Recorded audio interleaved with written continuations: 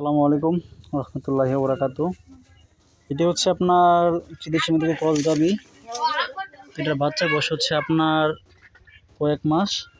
তো এটা আপনার হামসরের সমস্যাও আছে। আর মূল অপশন হচ্ছে আপনাদের এই পাকার মধ্যে আপনার গাবিটি গতকালকে পড়ে গেছে। পড়ে যাওয়ার পর হচ্ছে আপনার পিছনে যে পাটা এটা সম্পূর্ণ ফোলা আছে, এখানে আঘাত পায়। তো সে এরকমভাবে হাঁটতেও পারে না। তো যারা শেড করবেন বিষয় হচ্ছে আপনার এটাকে ভালো করে করতে হবে।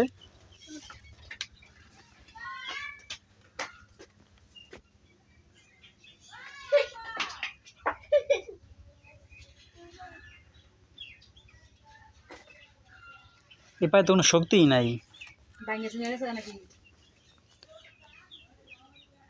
কোনো শক্তি তো বুঝি না।